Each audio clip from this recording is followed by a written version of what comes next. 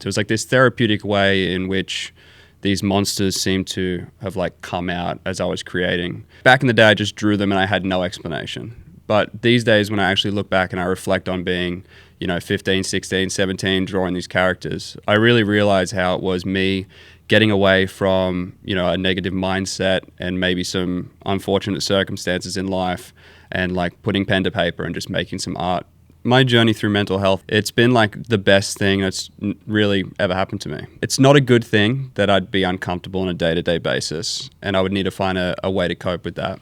But, that's what helped me find my art, find my meaning for life, and introduce me to the world, put me in really cool spaces. And when I look back through like dark times, it's incredible like what's come out of it if I just put myself forward and tried to like make something positive of it.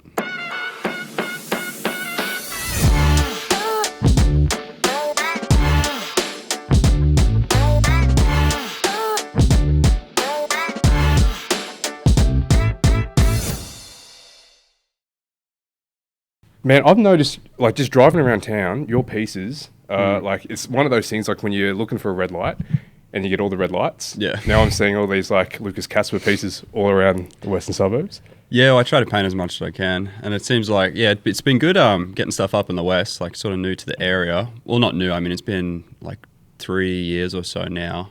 But I definitely tried to like get some stuff up when I came here. Cool. Now and then the one that was around the corner from my joint, man. There's down in where Mitko's is on Perth Avenue. Yeah. Yeah, I was like spending a bit of time just looking at, I guess, your back catalogue and a whole bunch of stuff that you've previously worked on, and trying to get an idea of the balance and the makeup of what it is that you. Like what inspires you? Obviously, a lot of animals. Yeah, big time. Yeah, it's found its way into my work. Like I currently like foster animals and try to sort of help out wherever I can. Like even when I go to small towns to paint murals and stuff, if I have a spare day or something here and there, and I have a bit of spare paint, I'll like just chuck in maps and try to find non-for-profit animal organizations. And if I can find them, I'll try to get in contact with them and just paint like a free animal related mural to try to like, I don't know, get some foot traffic in there or some positivity for the volunteers there or anything. Because when I was growing up, I used to volunteer with animals heaps. So at the RSPCA and the Animal Wildlife Hospital, I worked with koalas over there. It's like a part of Australia Zoo, like Steve Irwin and that spot in Queensland. So I grew up in Queensland. And like the whole name, like Lukas Kasper, the last name Kasper was my dog as I was growing up. So he was like a white boxer and he was like my best mate. And when he passed away, I just started writing his name in, graffiti and all that and putting that name behind things. And it just, that obsession just kept kicking on, and it's always related in, the working with animals and the love for animals, and then the name tying in directly to it was just like perfect for me. When I'm checking out artists' work, I like to see all the things that they bring in, from outside of the creative realm, what they take in from other parts of their life and see and inject it. I like the idea of how there's, I call it the creative convergence, where it's basically there's like two, you'd call them almost separate disciplines. And, if you imagine a Venn diagram and seeing the split or where the overlap, what it is there, and then with an artist, like where their Venn diagram is or what makes up their Venn diagram and what's the overlap in all their inspirations and what have they then cultivated to create as uniquely their own.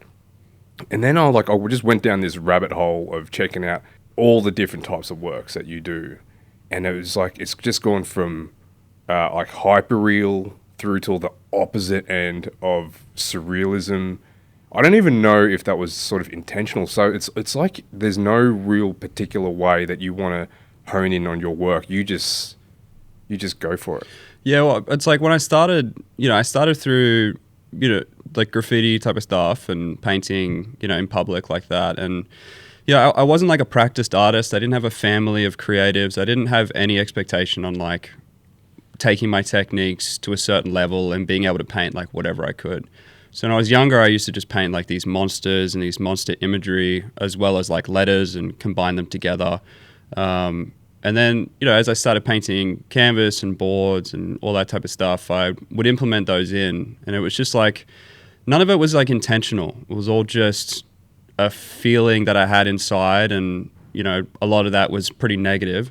So I'd paint and I'd draw these monsters, and almost like mandalas, where you start from the center and you work your way out, and you're out and out, put music on, fade away, and just get into like a happy place.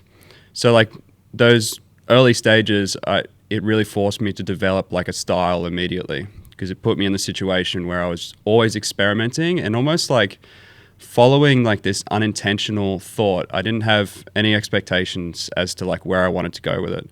But after so many years of doing like painting and practicing with spray paint and different mediums, I was able to basically paint whatever I wanted. I could sit down and actually reflect, rather than just sort of waking up, going to the studio and painting like the first thing that came to mind. So that's when that realism and stuff really started to come into place, because like I said, the whole the animal background and all that, there's amazing things you can do if you put your art behind it and try to combine the two together. So once I was given that opportunity to paint large scale walls, I started implementing that, and all the technique and everything was there, because it's been 15 years since I started painting, like really obsessively, like almost every day. And being able to actually make like a really cool difference with that, and put off a narrative that's not just like something that's straight from my head, is really cool and like special for me. So yeah, I dive down that way a lot more now. And it's like, of course I do, because not everybody wants like a big crazy monster on their wall. Like, it's not appropriate for some spaces. And I completely get that. Laneways or street spots and all that, it would fit completely.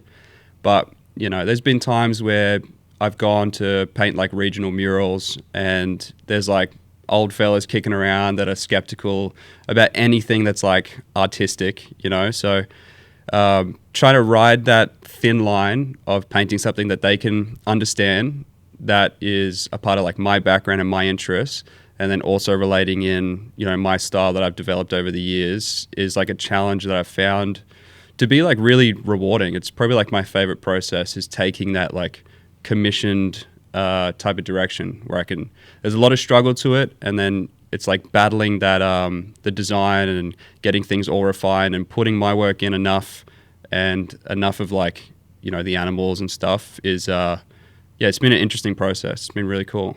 Man, I've been trying to understand how artists develop a style, and it's something that's kind of baffled me. Yeah, so to give a bit of background, I'm a designer, but also have done a lot of illustration and a lot of art along the way, but I've never really had the dedication to just sit down and hone in on one particular discipline and to go through the trenches with that. So when speaking with Tom, he has this daily practice, which he's been doing for years, of just drawing every day and just resigning to that process and letting that process evolve and help him condition to a style that now is uniquely his. So when, how you have your style, there's been a whole bunch of inspirations that you've taken in from that, but then you've been able to make it uniquely yours. So when you say that you were, when you were drawing a lot when you were younger, just taking things from brain down to paper, was there an evolution in how that translated onto paper? Yeah, for sure. Like and my style and everything changes from every, major moment in my life and different like artistic direction. Like challenges like a different wall size or things that you don't necessarily have a control over has really informed and progressed my work. And also like traveling's been a really big thing too. So like the first place I ever painted like internationally was like Indonesia, through Ubud in Bali. And when I was there, I was just incredibly influenced by the local culture there, the sculptures, everything that was around me. And I can see that, man. Now that you mention it, I can see it. And what's cool too is like, I've noticed this a lot in different countries as well. Like I spent quite a while in Canada also. And while I was there, they had like, your traditional totem type of styles, like the faces like stacked one after the next. And then in Indo, you have all the sculpture elements and all the spiritual background of everything. And they're always like based in these faces. A lot of them have symmetry, and a lot of them tend to somehow really easily influence my work, because that's how I've always painted when I was growing up. It's always eyes, it's always symmetrical, it's always teeth, face, hair, all that stuff. And in all these different places around the world, it's almost like I could see my work unintentionally through these cultures, which has been really cool. And I just sort of take bits and bops of things that just sort of inspire me as I'm going along the way as well. Dude, that could also just be inherent in how, when we are creating art in these almost like mythical type, I guess like below the surface type imagery that we have of these monsters or gods or like, yeah, these mythical creatures, that they're always kind of like, we start off as that as the genesis, like we're seeing the symmetry because that's how we'll recognize faces. So it could be something that's like deeper than just taking inspiration from those places. Yeah, well, it seems like primitive. It seems like an unintentional thing. I mean, there's definitely like moments where I can clock a certain piece or something that really inspired me. But, just being in that environment, you see your work really change amongst it. It's a great way to progress, is like getting on the road and experiencing different cultures. Yeah, and then bringing it back into your fold, into your wheelhouse. Yeah. These monsters that you draw, did I read this right, that they were part of, I guess, like the angst and this negativity or this whatever fear that you were carrying when you were younger, and it was just your way of releasing, as an outlet of just, I guess, purging all of that? Yeah, pretty much. I mean, it's been a way that I've... it's almost like I did it all first, and then I've had to explain it later, because people are like, what is it all about? So, like, back in the day, I just drew them and I had no explanation. But these days, when I actually look back and I reflect on being, 15, 16, 17, drawing these characters, I really realize how it was me getting away from, a negative mindset and maybe some unfortunate circumstances in life, and like putting pen to paper and just making some art. So it was like this therapeutic way in which these monsters seem to have like come out as I was creating. And like I said, it's the same thing as I was mentioning before, like this unintentional creativity that I had. And every time I drew, it just seemed like I used that, unintentionally, as like a therapeutic process to feel okay and to feel better. Yeah, I get that, man. I've had a pretty tumultuous type of relationship with painting. So I want to ask you how, when you use that as therapy, whether or not it kind of just locks you in that state of mind. Because when I painted years ago, it was during the time that things were like pretty shit. And I used that as the way of expressing just whatever garbage I was going through. But by doing that, it kept me in that space, because I found that it was really therapeutic. But at the same time, it just heightened that sense of negativity every time I jumped into it. So I soon discovered, well, not soon, it took me a few years to discover that it wasn't really helping with that, more so that it was just amplifying that. But then I see that, like, with your work, you're able to then turn that, and you've made them almost like, what's that book, the one with that little kid that it's not Where the Wild Things Are. Where the Wild Things Are. That was a good guess first up. Yeah. You know the book about the kid? Yeah, exactly. It's just that, right? Like, he has these creatures that he goes to, but it's, I suppose, coming from a dark place, but you're able to use it as a way of lightening it. Yeah. Well, that's the whole thing. Like, my journey through mental health has been, like, in hindsight, when I look back on all of it, it's been like the best thing that's really ever happened to me, because it's made me, it's not a good thing that I'd be uncomfortable on a day-to-day basis, and I would need to find a way to cope with that. But, that's what helped me find my art, find my meaning for life, and introduce me to the world, put me in really cool spaces, It's what makes me go into the studio early in the morning and finish up late and create some cool things which take me to some incredible places. So, like, all in all, you know, it's quite a negative thing, and it's something that I've definitely like navigated a lot better now, many years down the line. But it's been exactly, I guess, what you mentioned with that, where the wild things are, where it's, you know, the positive out of the negative. And when I look back through like dark times, it's incredible like what's come out of it if I just put myself forward and tried to like make something positive of it. So how much consideration do you give to a balance between developing a style that is uniquely you, having something that is going to be conducive to running a business and operation, but then also then continuing that? How would you then, because I see that your work, it's almost like there's like a psychedelic spectrum. Yeah. Yeah. So you can go all out, pretty full on and crazy with that monster type aesthetic, all the way through to something that is quite hyper real with your animals. You don't really do hyper real type monsters, though, do you? It's just, I've tried here and there to like develop that down.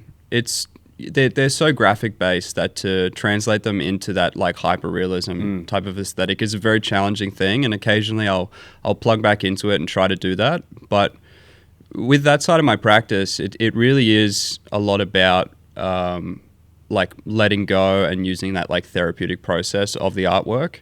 So sometimes putting like heavy structures into progressing that in a different direction that doesn't feel natural isn't too much of interest to me.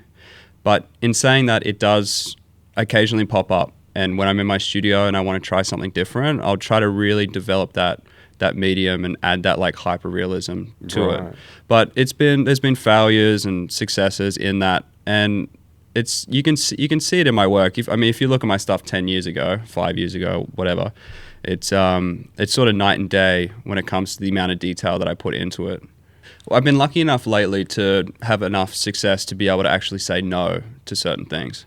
And some people, they really try to take my work out of the process that they've, you know, gotten in touch with me for. And in those situations, a lot of the time back in the day, I'd paint them. I wouldn't post them. I wouldn't put my name onto it. And I'd treat it just as, you know, like a paid gig. Because, yeah, I come from a very working class family and a very, you know, I only ever really expected to be like a laborer for the rest of my life. I had the idea of like university or any of this type of stuff was completely, there was like no way that was ever going to happen.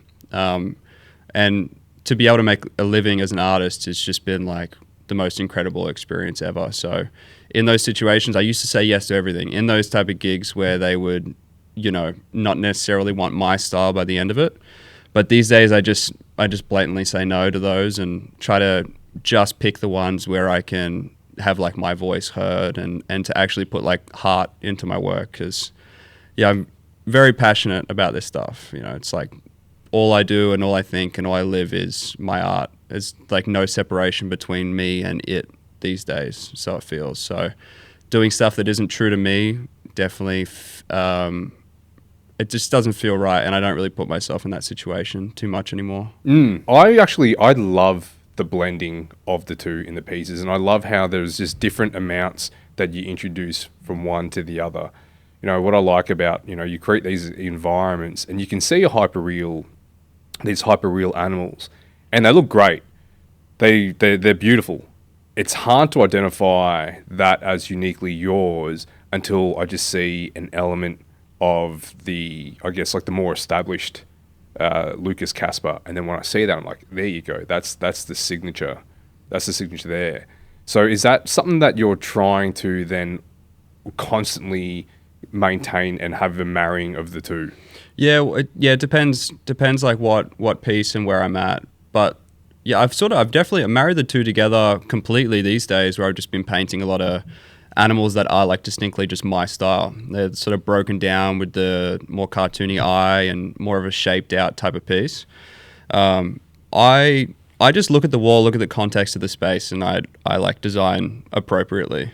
So yeah, sometimes I push my stuff more, sometimes not. But I think honestly my favorite type of work that I like producing is that combination where I can focus on technique and focus on realism and fading and that subtlety and softness of like a realistic image, and then combining that with more of a graphic base, bold outline type of background or foreground is something I find just like really, really rewarding. And I just love the outcome of them. I like to give like a unique look for it because, there's a lot of people around Melbourne that are painting animals and they're just painting just animals, and that's fine, it's great. But I definitely, I try to make all my work like unique, and it's almost like an unintentional thing. It's, my style came first and my technique came second when it comes to this realism and all that. So it's pretty natural to blend the two together to create like more of a unique visual. Fuck, I like that. Your style came first and the technique came second. It's catchy. Yeah, but also then it just goes back to what you were saying, how like when you draw, when you're creating, you just do first. Yeah. I mean, I was a terrible painter for ages. I mean, a lot of artists are like, they don't have much confidence in themselves, like, and they might say that about early days, but like, no, it was legit, like, really terrible graph for like a long time, undeveloped style and everything. It's just because I didn't have any influencers around me, coming from like a small town in Queensland and not being, on social media and all that stuff. I mean, I heard you talking not too long ago about like a large amount of confidence and how much that can help you even when you're like unrefined within your work, and how it's like, my confidence wasn't warranted back when I was younger, but it was good that I had it because it made me keep doing it. Oh, about the whole like being delusional? Yeah, I was delusional as. Yeah, that was an interesting one. I was always a little bit apprehensive with being delusional. I always thought that, with the confidence, like I try to separate confidence from ego by just like, ego is something that you're just seeking external validation for, whereas confidence is, I suppose, just having things aligned and knowing that you have a resume to show that you are capable of doing the next thing. But although, like, I guess somewhat true, but I think that confidence is also having the ability to then take the next step, which doesn't have to be across, it's up, right? So you have to be that little bit delusional to think that you're capable of doing something that hasn't been done before. Yeah, and it can help you a lot, especially like in the early stages of your practice, to have a little bit of that. Delusion is obviously it's a pretty wild word to use because it makes it seem, I guess, negative. But yeah, I find I work a lot with like young artists and stuff these days too, painting murals and developing their practice a bit through these like projects with community engagement and all that. And I find a lot of them are very hard on themselves. And, if you can pull up Instagram or TikTok or whatever and scroll for days and see works from people that have been developing their practice for like 30, 40, years, a lifetime or whatever, it'd be very easy to look back at your work and be like, I'm shit or I'm not good enough. And I never had that when I was growing up, So my expectation was those around me. I was just interested and informed and inspired by a lot of like the local graffiti and street art in Queensland and people that were getting up there. And they had nice work and everything, but it wasn't that type of stuff where it was, incredibly refined. And it drew my expectation for myself a little bit further down, which made me, easier on myself. It's so unfortunate when I see these artists and they have so much talent, ability, or even just like passion there for it, but they just can't really cross that line of like confidence, and I don't know, they don't necessarily have that like positive delusion that we might be speaking about. Yeah, to begin. Man, it's a tough one, dude. It's a tough one, especially with the kids coming up in the age of social media. And I don't say social media as a thing on its own that enforces negativity. What I mean is that like in social media in and of itself isn't something that necessarily is going to be the thing that's going to stunt people. because there's so much inspiration that you can take from all walks of life. And I feel as though that because there's an abundance of information, an abundance of inspiration out there, it's very easy in that case to project too far ahead and just be like, I want to be like this particular artist, but I don't necessarily want to do the 20 years of hard work that they took, to get there. Take it back to street art. You look at some of these street artists that have been doing it for however long, and they just have this real delicate touch, right? With the finger on the cap and just their strokes, and they make it look so effortless. And you think it is that easy. It is that easy if you've done it for 20 years. Yeah. Yeah, it just becomes like second nature with the spray painting. A lot of that's very like muscle memory, And yeah, it is, but it's like something that you have to do repeatedly. Yeah. And I think like, the kids or the next generation of artists that are coming up, there's a lot to consider because they're seeing the best of the best directly in their faces at all time, and it just seems like such a massive gap to overcome. Yeah, it'll be interesting how it's navigated. Like it can be used as a tool to really help you as well, influences and inspiration wise, but hopefully that doesn't sort of taint or water down people's individual styles and visions, because you may, a lot of these people may look at artists and see their pathway and think that's what I want to do, but for me in particular, it's been strange to see my direction change and shift as I went, and my expectation of what success has changed along with it. So if I stuck to, say, one artist's outcome of I want to be in this gallery and this and that and all that stuff, if you use that as like a level of success and that's the thing that you shoot for, maybe sometimes you might miss the other avenues in life that are naturally like pulling you creatively. And because like where I pictured myself being when I was younger is not where I am today, but I'm really, really happy with the success and where I am creatively. And it's been good not to have those outside influences of like this person's pathway is the thing I want to become. It was more of an open-ended direction, and hopefully I guess like maybe young artists can get influences like just on the surface level of things with social media and stuff and use it as a tool rather than like a vice. And just use those inspirations as possibilities, in the sense that look at what this person was able to achieve if they had applied themselves. Look at what this person was able to achieve if they, because they did apply themselves.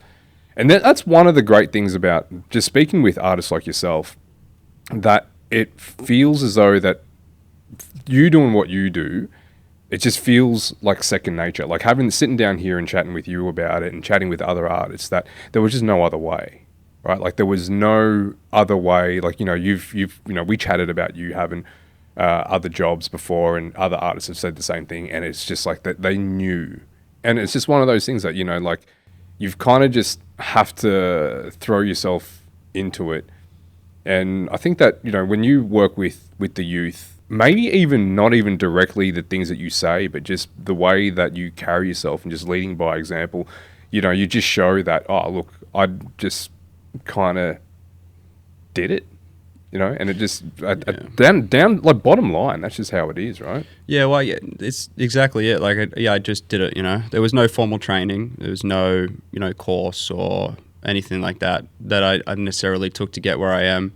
And I try to definitely push that off with those that I work with, is to get them inspired and to let them know, like that, typical cliche of like, if I can do it, you can do it.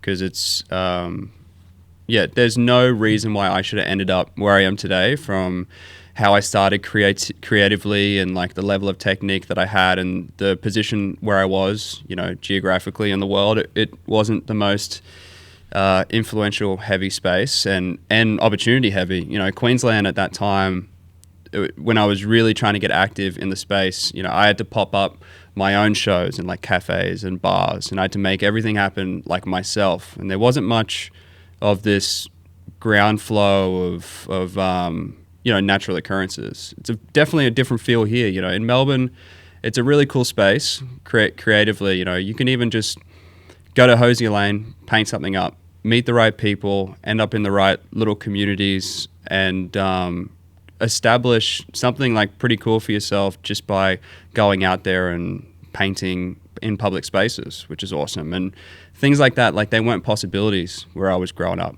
Queensland, it was, you know, like I said, I just had to make it all up myself.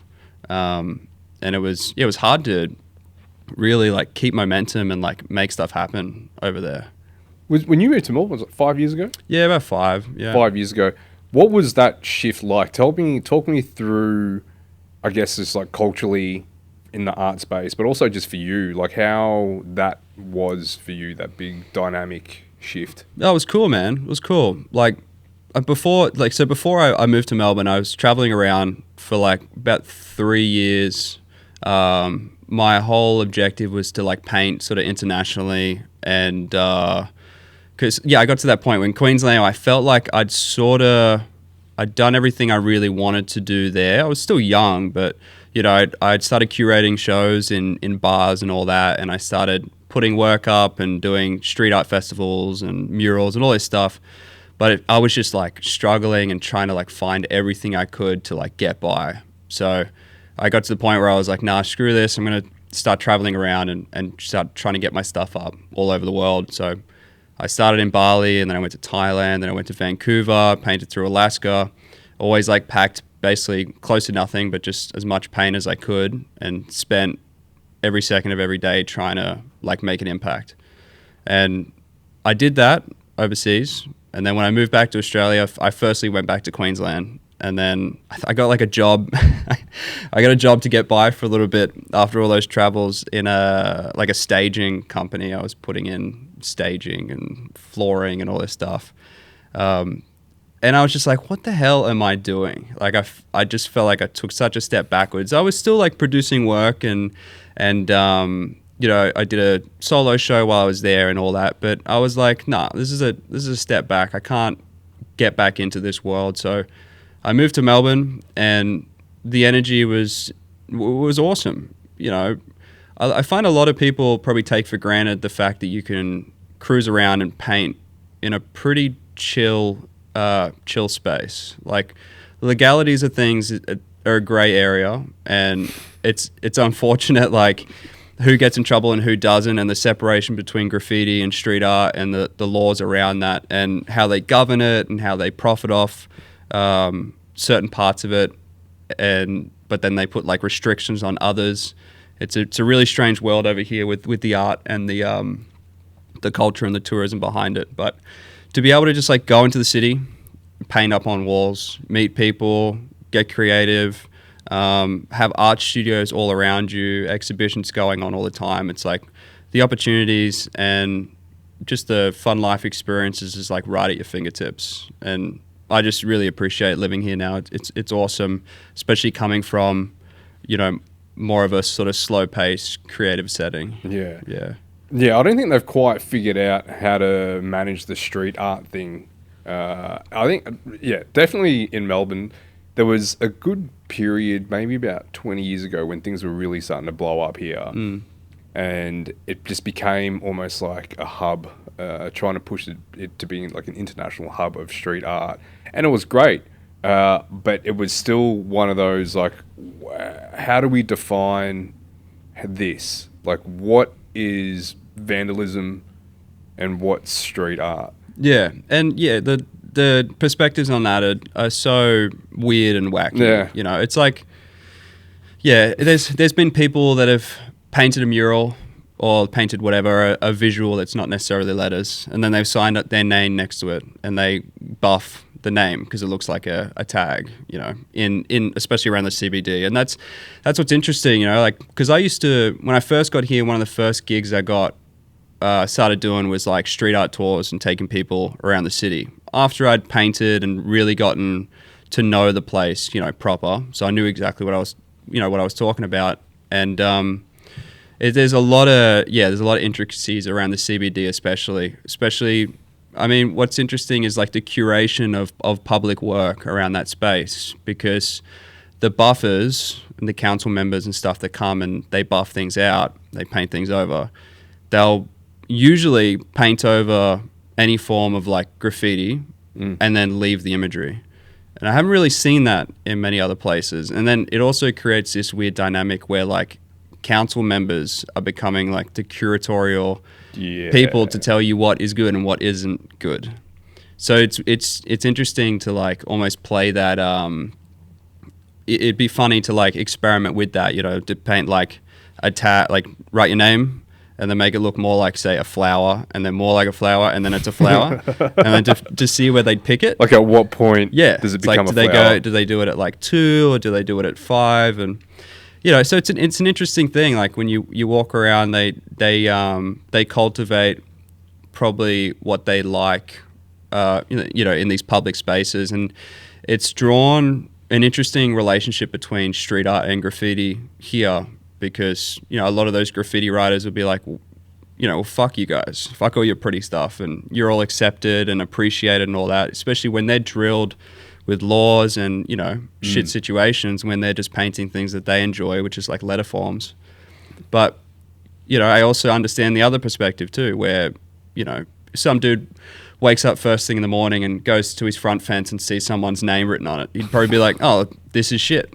You know, and he may have a negative perspective for it. So it's a weird like middle ground thing here in Melbourne, and it definitely offers like a unique situation where council members act as like art critiques in a strange way. They're the curators of the gallery space that is Melbourne. Yeah, and you know the amount, like the millions and millions of dollars that, you know, the cafes and bars and the city of Melbourne in general make off the tourism that is street art and what that represents, but then enforcing these strange rules and regulations that don't encourage people to go and put stuff up and take time in these laneways. Dude, it's a different set of rules though. When you're talking about graffiti versus street art, there is like with graffiti, there are a lot of unwritten rules that come into play that the council's not going to give a fuck about, right? You know, like, there's also, you know, part of the graffiti culture is the risky nature of it as well. It is just seeing what boundaries you can push, where street art is it's just fucking art that just so happens to be on the street pretty much. So I don't know, man, I'm not sure with graffiti how that's going to be introduced into, like, because even though there's an overlap there, there's still very much a very clean line that's saying that this is graffiti, this is street art. The artist, I think, can play in both spaces, but I don't know if the work can. Yeah, it's like painting graffiti on a canvas, you know, like letters. A lot of people, it just doesn't really like work for them. And yeah, it's context of what fits where in what space and everything. Yeah, sure. Yeah, there's a lot of layers that come into it. Like, you know, I spoke with Sahil Roy, who was, you know, a street artist, and now he's focused purely just on his studio practice. And seeing, you know, he spoke about just that journey, that transition from doing lettering all the way through, and try to introduce that into his practice to the point where it's like, nah, it's very distinctly different styles. But, you know, we spoke about how there are elements in graph that are unique to that. And, you know, to what I was saying, like how with graph that there's a lot of showmanship in it as well. And, you know, there's there's like that degree of doing something because you're not supposed to be doing it. And that's one of the things that's so great about graph is that you're meant to be pushing boundaries with it. Like, there are no fucking rules. Whereas that once you start playing in the street art territory, there are rules, there are restrictions, there are limitations. And that's kind of why I don't know if like there's an overlap, but yet they're still distinctly different. And I think it's almost like pick your poison. Yeah. And a lot of people separate their practice from one to the other. Yeah. But like a lot of people that I know, they have their graffiti and then they have their artwork. For me, it was sort of my two sort of meshed together because, you know, it wasn't not really painting letters anymore, but the characters and stuff that I paint really come from that same aesthetic. It's not built from a fine art background or anything like that. I always drew things because I wanted to put them up. I put them up, put them on canvases, and there was like this blurred line of that, like a public art practice, and then my studio work. But that's been good because I've been able to just focus on one thing and shift and adapt where I have to, or where I even I want to, with little random influences along the way. So for me, I never separated the two, and I find a lot of people have, and I think like power to them. That's cool too, to have your to treat, especially like graffiti and street art and all that stuff.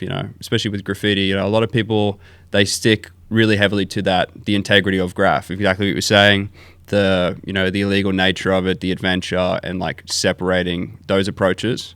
And yeah, for some people that works completely, and for a lot of people, especially in Melbourne, I've noticed that heaps. So it's been weird too. It's like you notice that with even kids here. Like when I used to do the tours and I'd take kids around, there was quite often like a lack of interest from even like the naughty kids. You got like the 14-year-old boys that are like rebellious and all that shit, and they like don't give a crap about what you're doing. But it's almost like there's so much graph and street art around everybody around here that it's like not too outlandish. But like in Queensland, if I feel like if you were to take some of those school groups out and be like walk them through laneways of like tags and graph and characters, you'd be like, holy shit, like they'd be really interested.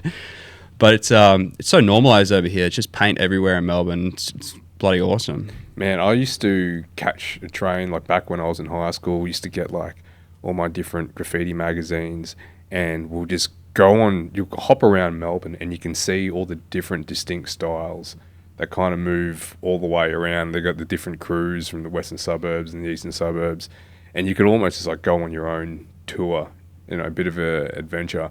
But yeah, things are a bit different now. Like the game, the standard has elevated significantly in the last 20 years, and there's that blurring between the street art and graffiti. So yeah, it'll be interesting to see how a lot of, some artists, how when they move across and parlay in different spaces, and just to see the evolution of their own work and seeing what ingredients they take from one practice to another, and how things just kind of evolve. And I think that a lot of that is just comes down to the individual artist, their style, and just their prerogative. Yeah, you'll always find that natural mesh over of things you learn in one medium and you implement it into the other. And yeah, what you take and what you don't. Like the line work in all of my monsters and creatures, I think it's influenced from like flares, like flare tagging and letters. Like fat to thin. Quite often I look at like graphic designers and stuff that used like a one size stroke on all their line work, and I'm like, how do you like make that work? I can't. I don't think it does really, man. Yeah, I can't figure it out. But for me, even like the lines from the cans and everything has been what's made my line work be exactly what it is, which is such like a big part of my visual is thick to thin lines and how I paint that. Yeah, it's really dynamic, man. The shapes that you use are very, very dynamic, and I think that's when I say, like, as a designer, when you don't have variance in weight, like the weight conveys so much in there, right? Like so much movement, and there is a lot of movement in your work, just the way that things flow.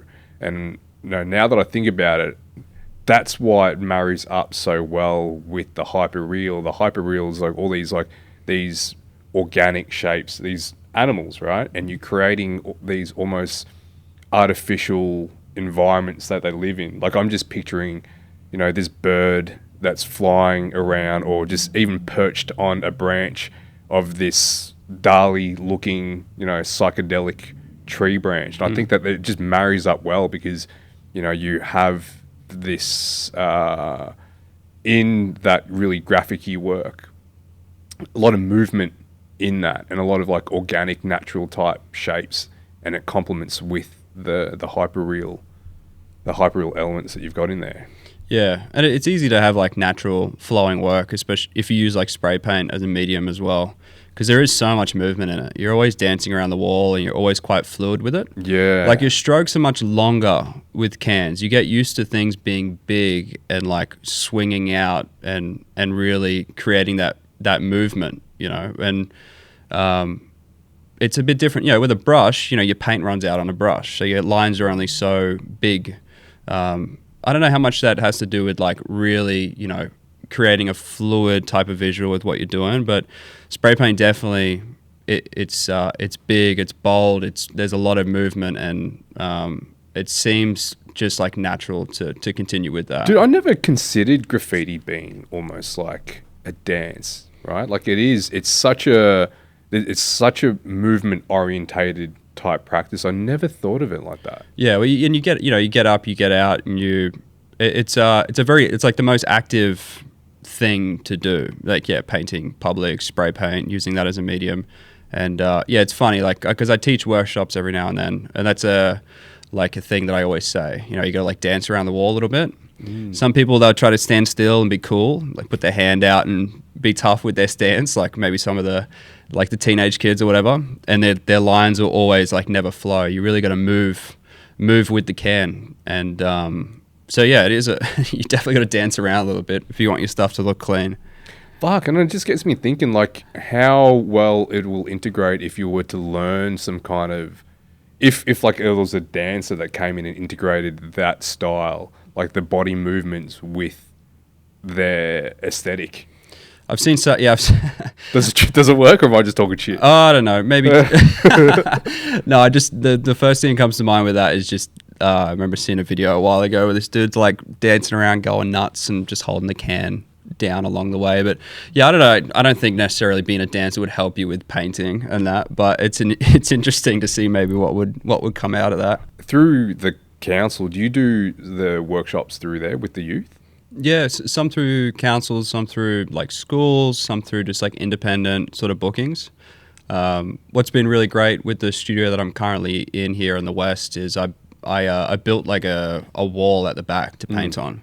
I found I was really confined there because before, you know, I came from a studio that was in the city, and if I ever wanted to like paint something big or try to visualize something, I could just use a laneway or the spot that's at the back or whatever. But I didn't have that out in the West, and so I thought like, what better opportunity but to use something at the back to build a wall up and to paint and practice, and then to run workshops from. So I'd have people coming in here and there, like artists that maybe want to develop their practice with, you know, painting large scale and learning the basics about spray paint, and then even like kids that are sort of having a rough time and maybe they're doing a bit of graffiti or whatever, and they just want to, maybe their parents just want them to, they're like encouraging it, you know, and they have a good perspective on it, which is really cool. And they might send them my way, and I can, you know, give words of encouragement of, you know, how to develop their practice and turn it into something that might be like viable for them in long term. So I teach that type of stuff out the back on my wall back there that I built. And then, yeah, otherwise, with a lot of these projects, councils and schools and all that, community engagement's like a huge like keyword that it's almost like people are like sick of hearing it. Artists could be sick of hearing it because it's always a part of it, you know, which, well, not always, but a lot of it's in there. So in those type of projects, yeah, I teach the young people, and it comes from all different directions, those classes. What are those kids looking for? Well, everybody's different. The biggest separation would be those that are forced to be there and those that are there by choice. Those that are forced to be there are looking to not really give a shit about what you may be talking about or trying to share with them, which is cool. You know, schools or whatever, where they're just like booked in to do something. The other ones, what they're looking for, I mean, I think subconsciously a lot of them are looking for maybe like a mentor, or somebody that can teach them to show them that like a creative pathway in life is a viable thing. I know I was, when I was younger, I was struggling to find that in everywhere that I looked. And yeah, what's cool is you see a lot of these conversations with these like young artists become quite personal, where they ask you about your life and how you got to where you are, and you know, threads along those lines. And see that being a pretty consistent thing. So like, I guess mentorship and influence is something I tend to be asked quite a lot in these type of classes, which is great. How old are these kids? Oh, like let's say 14, whatever.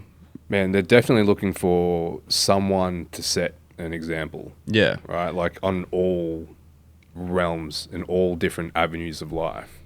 Yeah, when you're... And like graffiti has just been... street art and graffiti has been such an influential part of so many artists' life from an early age. And it almost feels like it's a bit of a gateway into art and creativity. I kind of feel as though that there's so many... It's graffiti in and of itself is meant to be breaking the rules, right? Like it's been set up and the culture is there to break the rules. And I think that mentality is something that you need to have as an artist, just as, foundationally you need to have that level of, what would you even call it? Not even care, but you need to have, that level of consideration when you're doing your work. And I think that kids that you're working with, they're at that point where, they're intentionally being rebellious. Yeah. And like that whole, like if they have that interest, they probably have that perspective of exactly what you say, like that rebellious nature of like, I'm going to do it my way. Yeah. Yeah. But, and, they're just being, they want to move into a direction. Yeah. But they just don't want to be told. Yeah, and it's cool to meet those kids, because I was that kid, and it's cool to meet these kids where they have that like, no, I'm going to do it my way type of direction. And it's an interesting thing, like navigating when to like just let that happen, like let them do it their way, but then just give like words of encouragement along the way, or like touch on something at the end of a workshop or whatever, to be that person that they really need. Because I find a lot of people, they just don't really know how to talk to these kids, and they don't really know how to like inspire them and like have them figure out, like almost convince themselves that they're going to take like, other directions with this as well. You can still do letter forms and all that, but to maybe consider it and get inspired by other things, like a lot of schools, they just cut it off. They're just like, nah, it's negative, everything's bad. And they'll just like shut down any form of that creativity. I remember in my art class, whenever I used spray paint, it wasn't really encouraged. It was this weird like separation. But it's been really cool to like be that person that encourages that and helps them, try to turn it into a lifetime pursuit or a hobby that they can pursue long time, or just like a positive part of their life rather than a negative. Dude, that's an interesting... I mean, the whole giving up yourself and creating the space to invite the kids in and to mentor them, I think there needs to be more of that and different levels, especially in the creative space. And I just don't feel as though... I mean, correct me if I'm wrong, but I don't know if there are many avenues for, like mentorship, of having people in your position to help guide the next generation, and like even almost prescriptively, right? Like, because, and to what we were talking about before, like, it's easy for these kids just to look up at someone here, but then like, how do I bridge this gap? What's the immediate next step? Yeah, and there's workshops and different people that you can people can work with to learn, whether you're a kid or whether you're you're a bit older and you want to pursue something. But I think one big thing that a lot of people don't do is just reaching out to people. Like, you can send somebody an Insta DM, and it's up to them how kind or like how much they want to share with their practice and help you out. But like for me in particular, if I have some kid that DMs me and asks me questions on how to do something or whatever, I'll help him out in like every way that I can. And it's the same thing, like when I finish those workshops, I'm always like, if you guys ever want to like learn anything, or if you want to like put your stuff up in a group show out in the West or whatever it is, like just DM me, like hit me up, like let's make it happen. Because like I was killing for that when I was younger, and to be able to have now like be in a position where I can share that, like I'm just super appreciative to be in that position. So yeah, reaching out to people, DMs, and just giving it a shot, like why not? Yeah. Yeah. That needs to be some sort of like an underlying current through the creative community as well.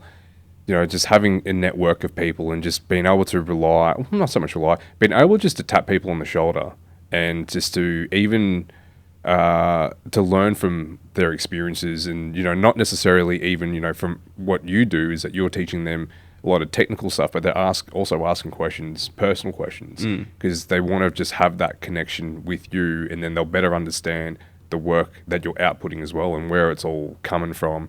And it gives them a better idea of how to tap into themselves and feel their art before they create it. So what was the thing that you said, you know, that what came first? It was two things. It was your style came before the practice? Style before technique. I don't know how I said it. Probably fancier before. But It was, but we'll go back to that.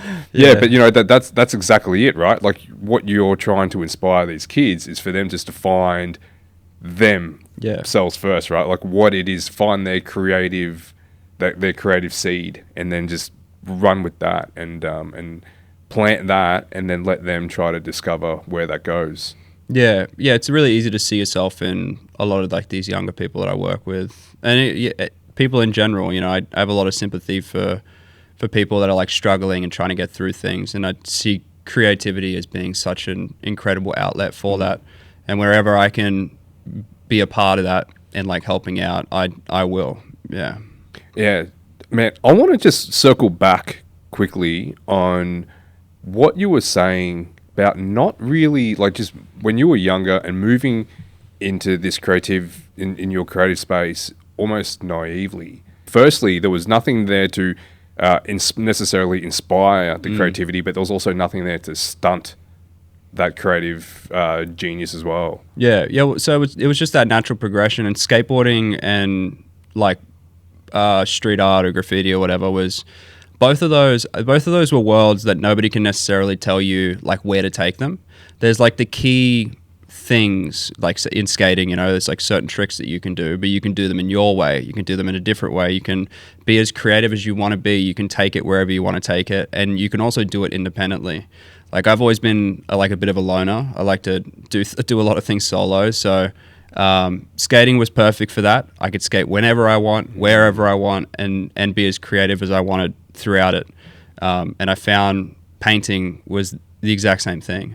Like I grew up skating with friends and all that stuff, of course, but street art and graffiti really brought me in as well in that same aesthetic where I can just do this as much as I want, and there's like key rules or things on how to take a certain direction or what to do, what not to do legally, and whatever, all these other type of questions. But it was always up to me as to how big I could build that house.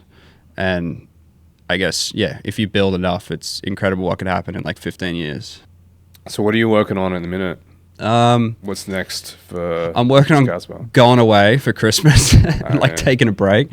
I got a few murals lined up in January and sort of getting back into the public art stuff. But this year's just been insanely busy with heaps of really cool, fun projects. I think a big goal for next year is definitely flying out and doing some more international work again. I really want to get overseas and to start sort of jumping back into that. And then in the meantime, just, that daily grind, man, of getting to the studio early and finishing up late, painting as many walls as I can, and just trying to be creative throughout life. It's really cool. I'm just so appreciative to be able to do this like on a day-to-day basis. It's incredible. It's pretty insane if you really think about it, man. Like I had a conversation with my wife about, with artists and just with what we're doing, and then especially like with people like yourself that are just doing it, are doing the thing. And, I had a moment on the weekend where I'm like, isn't it just a little bit fucked? Like you kind of, like if you think about it, is this just ridiculous? But then she said, well, think about it this way, right? There's two other options. You could be mediocre. And then I'm like, nah. And then the other option is like the other end of ridiculous. You could be high, intense, grinding hard and working your way up this corporate ladder to get to the CEO position. And let's say you get it. And now you're working, 18 hours a day, you're constantly on call, but you made it, right? You've given it everything and you've achieved that goal. That's equally as ridiculous. Now, which one would you rather? Like, yeah, okay, when you put it like that. Yeah, it's rewarding in every single way. Like I know that when I'm old and can't get off the couch or whatever, I'm going to look back at my life and just be incredibly happy with what I've managed to achieve throughout my years here. Dude, that's fucking such a great place to be. Just to have that, that resonance within you, just to be content and grateful and still pushing on. Yeah. Yeah, it probably comes from that whole thing I was talking about before, like only really ever expecting to be a laborer or whatever. The big thing was always like the way out was like, oh, go work in the mines. Like that's where the money's at or whatever. It's like that was like the be all end all. But so yeah, I look, I'm just appreciative of being where I'm at. I haven't achieved everything that I want to achieve, and all that along the way. And I'm definitely not speaking as if I'm somebody that's like figured it all out, because I haven't. But yeah, I guess I am just sort of naturally appreciative of all this stuff. It's when you've pushed around a mower for 8 hours in the Queensland hot sun for 2 years straight, you could look at yourself painting and being creatives and like occasionally getting a shit brief or whatever, and you got to sit back and be like, no, dude, this is fucking awesome. Yeah. Like everything's pretty good. Don't take it try not to take it too seriously along the way. Try to like help out where I can and say like volunteer or do an animal thing or whatever. Be positive and share with the young people and all that along the way, and just enjoy that creative process, because it could be a whole lot harder, and it was back in the day. Yeah, and definitely a lot less fulfilling. Yeah. When you say that, like, you're not someone that has it necessarily figured out, but you've struck me as someone that has the ingredients to, and it has resigned to just letting it figure itself out. Yeah, well, I just like with going through a lot of the mental health stuff for so long, it really puts you in moments where you got to like self-reflect and figure out what is important to you and what you want to do and ways to get out of things. Like I've been in some incredibly dark places, and that makes you always like question yourself. I've never had like an ego and think that I'm the shit and all this stuff. Like, I was more confident what I should have been when I was younger, like we were talking about, but I've always self-reflected, not by my own choice, but by like my brain sort of going crazy and me having to look at myself in the grand scheme of things. And I guess that just made me grow up young. It's weird, man. Like when I was in high school, I hung out with people, like when I was 15, I hung out with people that were like 25. And then when 25, I hang out with people that are 35. When I'm, now that I'm 30, I find like some of my best friends are like much, much older than me. And they're the people I can really relate to. And, a lot of it has to do with me maturing early situationally, of like growing up in an environment where I had to take care of myself. And I guess I just grew up a little bit quicker, and I managed to figure out what I wanted to do and who I wanted to be, because I was the only one that had like my own back throughout this process. I had nothing to fall onto, like money or, this or that or whatever. So I guess I only know one thing, which is like this art thing that I'm doing, and that makes it really easy to talk about and really easy to like share and appreciate. If you put me in any other setting, like if I'm at a party and there's like 10 people around, I'm like the shyest dude ever. Like I can't speak up, and I'm really like not very confident in those environments. But if you put me in a class of like 100 people and I got to teach something, it's like that. This is all I know is like art and my practice. So I'm just in my realm in these type of spaces. Was there ever any doubt? Yeah, there's heaps of moments. There's like big moments where you're like, shit, I'm not going to make something of this, or, I'm going to be that, 60-year-old dude that looks back and just like never made anything of himself. Like I was very scared to not get success, especially, coming from that working class background. Is you get those questions, when you're out and you go like, people ask what you do for a living, you say you're an artist, and they go, yeah, but what do you do for a living? So I always had that like level of I had to prove myself, and that put me in plenty of situations along the way where I was struggling, and it made me go like, yeah, fuck, how am I going to make this work out, or how am I going to figure this out? So yeah, self-doubt, huge with me. But the thing I realized is that whether I doubt myself or not isn't going to change that I wake up the next day early and I paint. So like the hardest thing is just trying to convince myself to be positive, because I'm going to do it anyway. Yeah. So you might as well be happy throughout the process. And, I'm lucky enough to have sort of figured it out and turned it into like a full-time practice that's very viable. But nevertheless, I was going to do it anyway. So I might as well chuck a smile on my face and try to be happy along the way. Yeah. Could you have applied that same mentality to pushing a mower around in the Queensland sun? Nah, dude, I don't know. Oh man, look, I had good friends back living in a skater house, and like, I was pretty happy back there. It wasn't bad, it sounds all shit and all that, but like I like working hard too. That's why murals have been great for me, because it's like the closest thing you'll get to being like a tradie. You got to hire in scissor lifts, and you got tickets that you got to get, and you got to paint big and think of materials, and it's very physical, it's very demanding, and I love that about it. Like just being stuck in my studio, sitting in a chair and painting, on a piece of paper, a canvas, whatever. I don't think I could get that level of like achievement. I really feel good. Like you paint a wall, man, you battle it for days, and you stand back and it's done. It's like, fuck, you look at it like that's the way that, you would have felt if you were like a tradie that was building a house or something. Yeah. Yeah, really, it's like that physicality of seeing it in front of you. I get like an incredible amount of reward from. Oh, do you ever get that thing? Because when I complete something, it feels like a loss. Not because I'm not happy with the outcome. It feels like a loss because just the moments of actually creating it.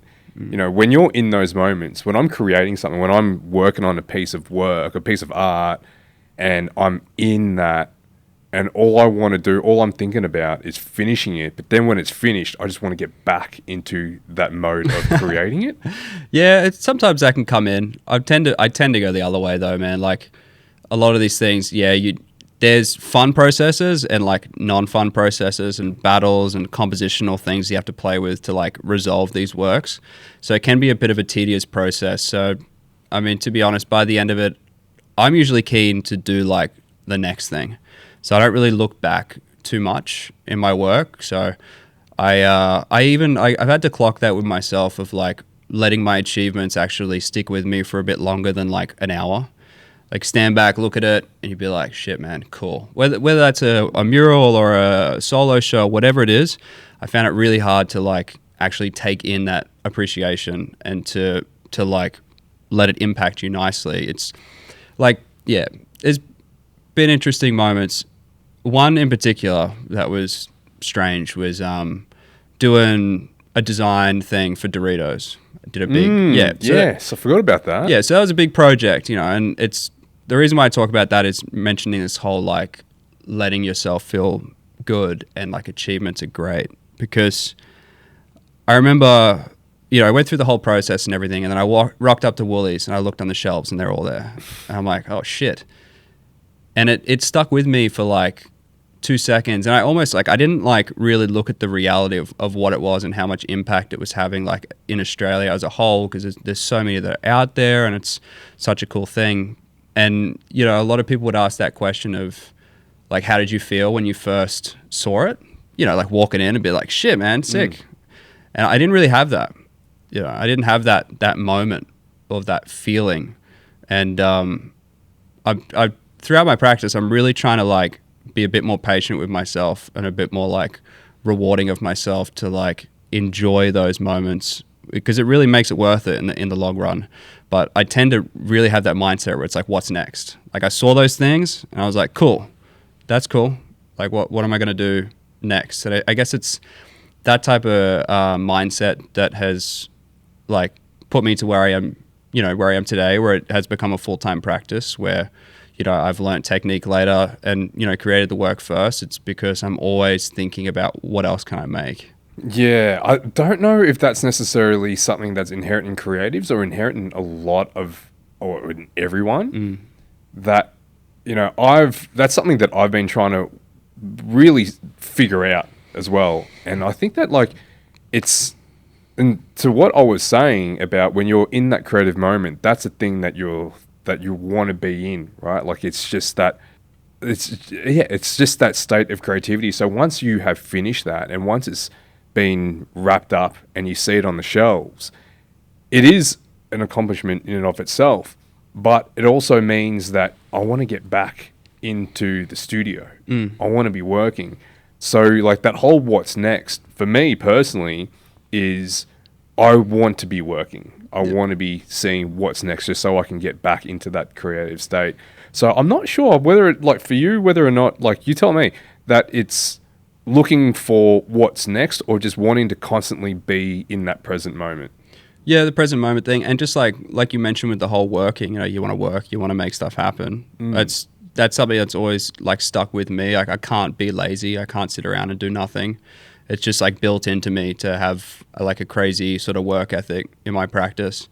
And that's where the best times are, is when you're working on things and you're trying to figure it out and you're painting. So it makes sense that that's what I sort of always look forward to, is actually making the work rather than looking at it afterwards. Yeah. I need to have someone that can tell me how to appreciate the accomplishments. Yeah. My girlfriend, in those type of situations, she'll sort of like prompt me to be like, this is cool. Yeah. Like, this is good. Like, think about it.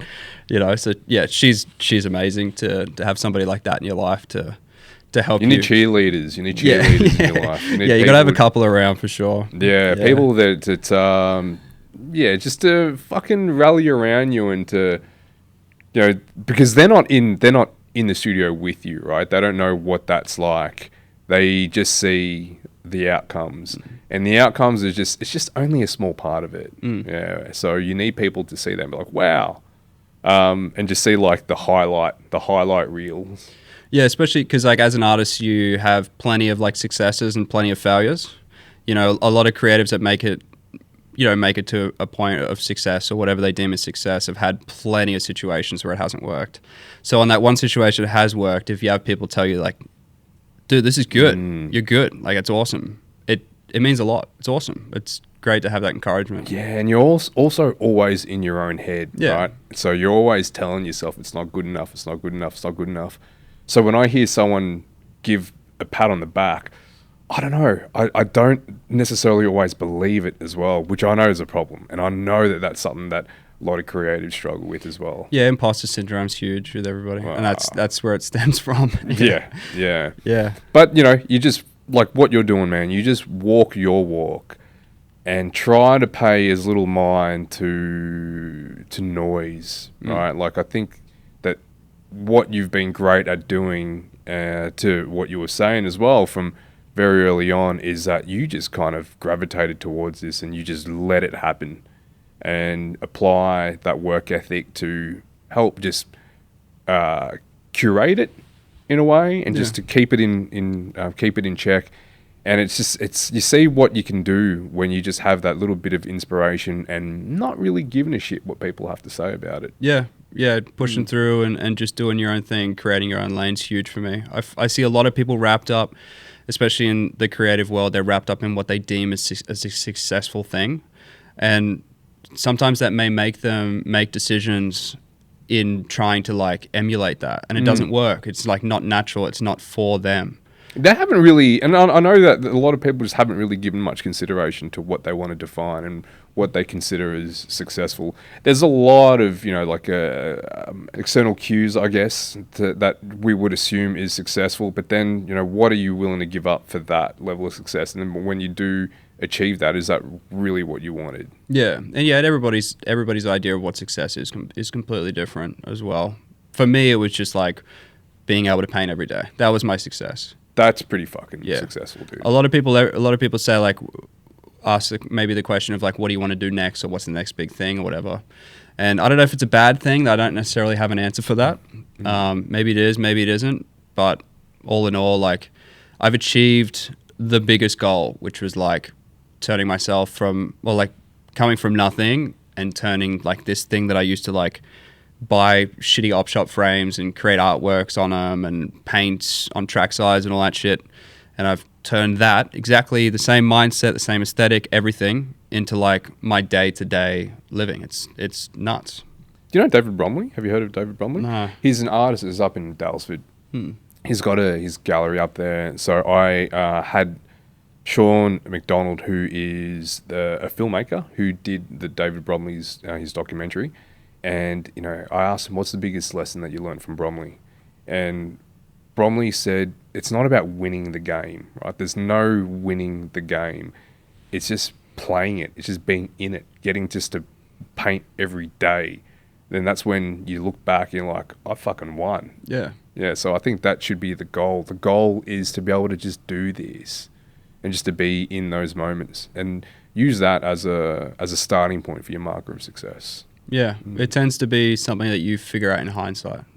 Yeah. Yeah. Yeah. So if you can, you know, figure that out to begin with, or like, you know, it's not everybody's thing to figure out. Maybe they want different things out of themselves, but to just give that level of appreciation for achieving that along the way would be really big for a lot of creatives. Yeah. Where can people find you and connect with you? Kasper's art is on like all social media and all that stuff. Yeah. Instagram, YouTube, all that stuff. I've got a website as well, lukaskasper.com, but most of it's, Kasper's art, spelled with a K. That's the big thing that people usually sort of mess up. Kasper's art. Yeah, that's where you can find it. Mate, thank you so much for this chat, dude. A lot of insightful nuggets, and I think that there's going to be some pretty good takeaways from this one, man. I really appreciate it. Thanks, dude. No, cheers, dude. Thanks for having me.